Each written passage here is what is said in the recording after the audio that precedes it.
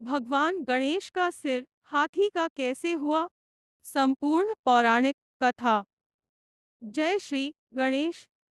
जब भी किसी शुभ कार्य की शुरुआत होती है, सबसे पहले भगवान गणेश का स्मरण किया जाता है। वे विघ्नहर्ता, बुद्धि के देवता और प्रथम पूज्य है। लेकिन क्या आपने कभी सोचा है कि भगवान गणेश का सिर हाथी का क्यों है? क्या वे जन्म से ही गजानन थे? इसके पीछे एक अत्यंत रोचक, भावनात्मक और दिव्य कथा है। माता पार्वती ने गणेश जी की रचना कैसे की? एक दिन माता पार्वती कैलाश पर्वत पर स्नान करने जा रही थी। उन्होंने अपने शरीर पर लगे उपटन हल्दी और चंदन के लेप से निकले मैल से एक सुंदर बालक की रचना की। फिर अपनी दिव्य शक्ति से उसमें प्राण फूंक दिए। माता ने उस बालक से कहा, जब तक मैं स्नान करके बाहर न आ जाऊं, किसी को भी भीतर मत आने देना। बालक ने माता की आज्ञा को अपना धर्म मान लिया। भगवान शिव का आगमन। कुछ समय बाद भगवान शिव कैलाश लौटे। वे पार्वती जी से मिलने भीतर जाना चाहते थे, लेकिन द्वार पर खड़े बालक ने उन्हें रोक दिया। बालक बोला, मेरी माता की आज्ञा है, उनके बाहर आने तक कोई अंदर नहीं जा सकता। भगवान शिव ने समझाया कि वे स्वयं पार्वती के पति हैं, लेकिन बालक अपनी प्रतिज्ञा पर अडिग रहा। देवताओं और गणों का युद्ध। भगवान शिव के गणों ने बालक को हटाने का प्रयास किया, लेकिन वह अकेला ही सभी पर भारी पड़ गया। उसने नंदी, भृंगी और अनेक गणों को पराजित कर दिया। देवताओं ने भी युद्ध किया, परंतु कोई भी उस बालक को हरा नहीं पाया। शिव का क्रोध। जब सभी प्रयास विफल हो गए, तब भगवान शिव अत्यंत क्रोधित हो उठे। उन्होंने अपने त्रिशूल से बालक का सिर धड़ से अलग कर दिया। क्षण भर में पूरा कैलाश मौन हो गया। माता पार्वती का रौद्र रूप। जब माता पार्वती बाहर आई और अपने पुत्र का कटा हुआ शरीर देखा, तो उनका हृदय दुख से भर गया। वे अत्यंत क्रोधित हुई और उन्होंने अपना उग्र शक्ति स्वरूप धारण कर लिया।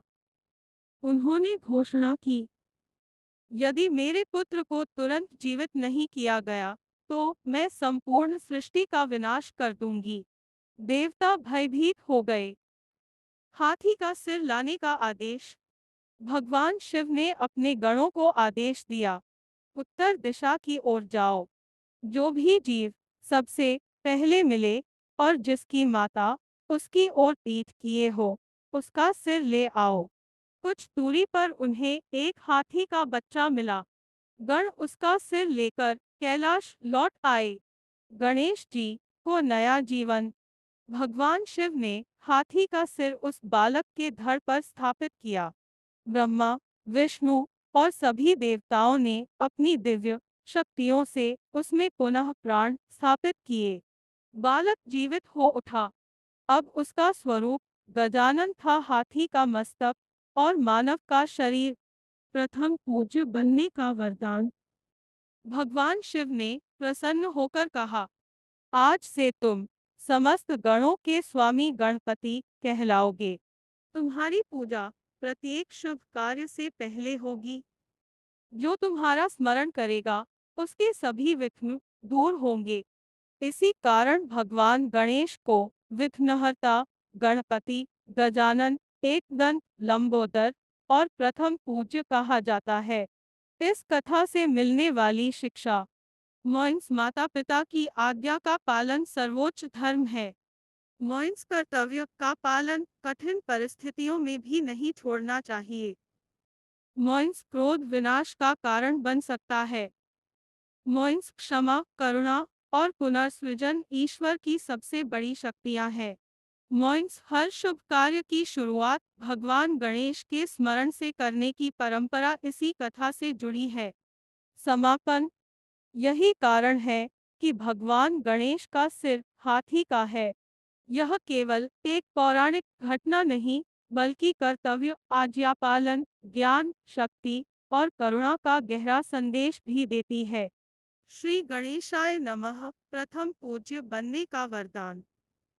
भगवान शिव ने प्रसन्न होकर कहा, आज से तुम समस्त गणों के स्वामी गणपति कहलाओगे। तुम्हारी पूजा प्रत्येक शुभ कार्य से पहले होगी। जो तुम्हारा स्मरण करेगा, उसके सभी विघ्न दूर होंगे। इसी कारण भगवान गणेश को विघ्नहर्ता, गणपति, गजानन, एकदंत, लंबोदर और प्रथम पूज्य कहा जाता है। इस कथा से मिलने वाली शिक्षा। माता पिता की आज्ञा का पालन सर्वोच्च धर्म है। कर्तव्य का पालन कठिन परिस्थितियों में भी नहीं छोड़ना चाहिए। क्रोध विनाश का कारण बन सकता है। क्षमा, करुणा और पुनर्सृजन ईश्वर की सबसे बड़ी शक्तियां हैं। हर शुभ कार्य की शुरुआत भगवान गणेश के स्मरण से करने की परंपरा इसी कथा से जुड़ी है। समापन। यही कारण है कि भगवान गणेश का सिर हाथी का है। यह केवल एक पौराणिक घटना नहीं, बल्कि कर्तव्य, आज्ञा पालन, ज्ञान, शक्ति और करुणा का गहरा संदेश भी देती है। श्री गणेशाय नमः।